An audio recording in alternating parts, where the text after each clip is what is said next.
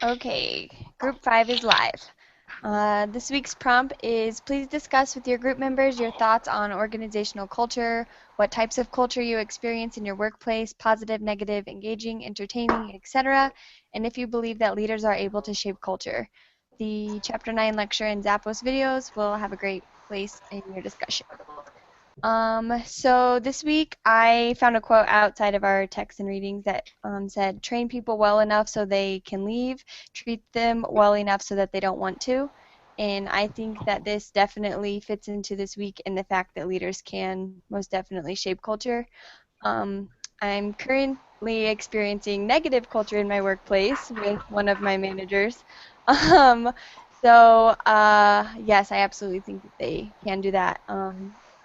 Some of our core values that I found because of the Zappos video for the company I work with are enthusiasm, unselfishness, focus on results, loyalty, and clarity.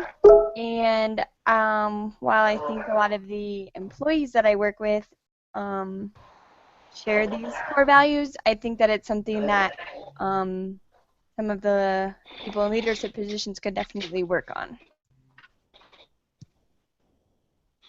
Yeah, it was interesting. After I was watching the Henry Shea video, it actually ended up moving forward to another one of his discussions, and he was talking about their call center in Las Vegas, and they hired these people to work at the call center, and it's like $11 an hour, and they offer them $2,000 to quit on the spot during training, and as soon as they finish the training, they offer them $3,000 for like the next 3 months if they want to just quit on the spot, just no questions asked. They'll write them a check for that, and it's kind of interesting, that he talked, it's only it actually started off at like $100 and they kept increasing it because not enough people were taking it.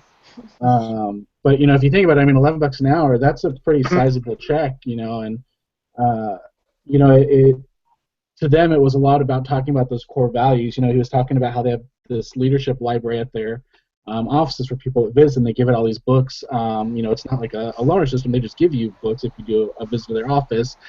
Stuff like Good to Great, Tribal Leadership, and a lot of it was just the biggest thing takeaway for him was that it's about having that strong core values, and those strong company culture was kind of what set apart the good to the great companies. And that was one of their ways that they kind of just a sample of how they exemplified it is the people that it wasn't about the money. That's not what they wanted. They wanted people that really believed in that mission. I thought that was kind of a cool little story. Mm-hmm. That's really interesting. I thought the video on Zappos was really, really cool. Yeah. Want to work there? Yeah, I mean, I liked how it showed how the CEO like sits amongst all the workers. Like he's not away in some like CEO penthouse or whatever. And at my job, we just opened this like huge new facility over by Tempe Town Lake, and I was really interested to see because one floor is a call center. I thought the director would be in some beautiful swanky penthouse, and they're like in the center, and they've given all the window seats like for Tempe Town Lake to the reps because they're the ones like kind of on the front lines and doing the hard work. And so I thought that was really cool. Like the culture where I work is really about like family and integrity, and I mean there's a lot of people, so there's occasionally jerks, but overall they live up to it. That's awesome.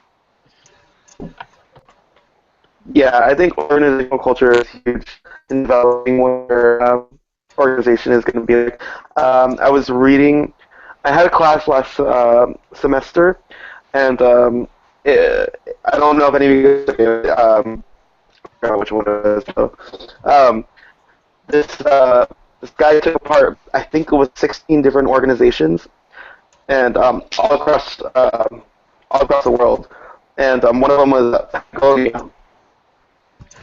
And Patagonia has a culture for the great outdoors. They want you take time off to go to another country and check it out.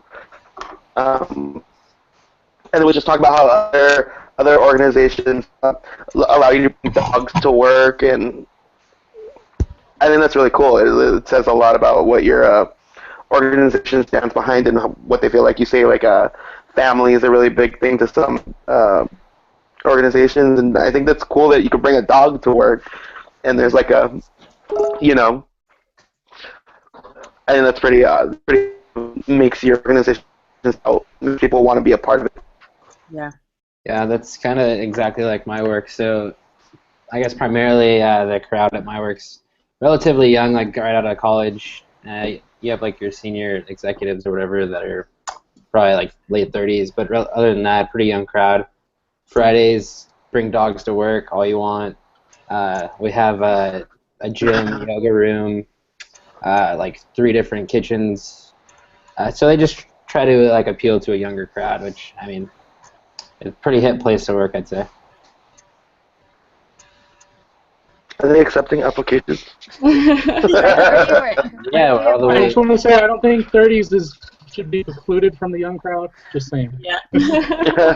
Right, you've offended us. Hey, no offense. I was noticing one of the common themes of like the videos that we've watched and stuff. It seems like the companies that have the really legitimate like familial cultures are the ones that are like they're smaller staff. They're not like huge mega corporations. Like Zappos seemed like the team was all pretty much linked. They all kind of work in the same building. They don't have like a million different centers located all around the United States. And I think that's kind of one of the things I noticed, that there's like a disconnect with my company because we are so massive that you can read the mission statement and the core values and stuff, but there's definitely it gets diluted as you move down the chain, and it turns into every retail store having their own culture based on their leader. And in like every store that I work in, like what points of our core values and mission statement that my manager holds as significant is what ends up being communicated to the team or instilled within the team. Yeah, It's kind of different than those like Zappos and stuff. I'm also taking Foundations of Project Management right now, and this week it was a lot about Steve Jobs and how he was very involved in everything, that he would sit on the floor at meetings and talk to people, and he made decisions by consensus, and that he didn't have committees, that he had a head of a project, and then they all met together once a week for 3 hours to hash out all the details. So I thought that was pretty cool and definitely an engaging culture. I wanted to piggyback on what Michelle was saying, since we have the same job.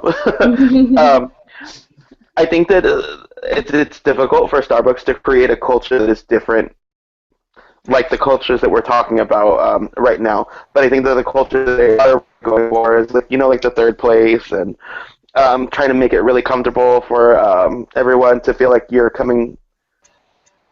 not coming to a Starbucks because it's a business. You're coming to a Starbucks because it's a family. And I guess the culture becomes a lot more simple the more corporate you go. And I feel like a lot of the culture that Starbucks tries to build is within its own people. The way that we coach, the way that we teach, everything is starting to change based on the times. And I think one of the things that culturally Starbucks is starting to do now is like the whole transition to smartphones and apps and everything like that. I think part of the culture that is changing. It's just not as much as like Brandon's work. You're never going to be able to bring a dog to work at Starbucks. Unless it's a service dog. Service dog. If you ask me, I'll say yes.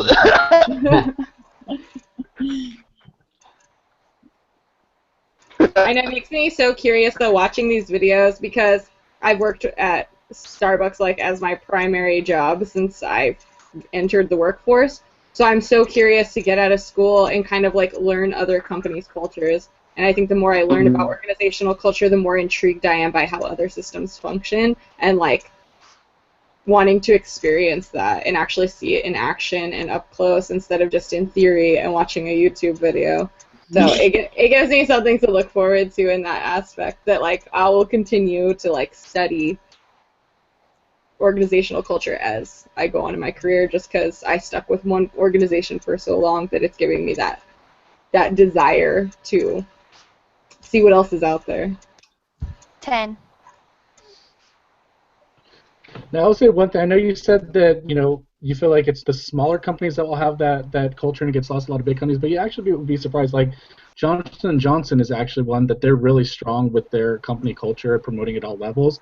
Like they will very much. They have what they call the credo, which is their mission statement, and every single decision that they make, every business decision, it's always, is this in line with the credo? How does this adhere to the credo? Are we violating the credo? And it's very much what drives the business there. And it's one thing that I'll say that sometimes you'll get stuck in the bubbles at the larger companies where you have so many layers of management that yes, it can get diluted, but that's also where it takes that strong leadership of the company to make sure that the message doesn't get diluted.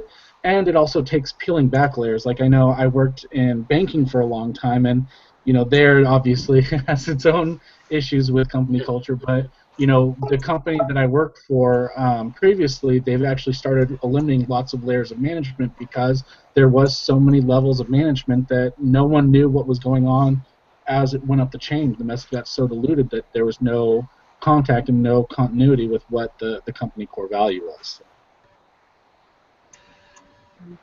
That's pretty awesome. All right. Any closing statements? No? I think we're good. I think we're good. All right. Team You make my Group Tuesday 5 great. is out.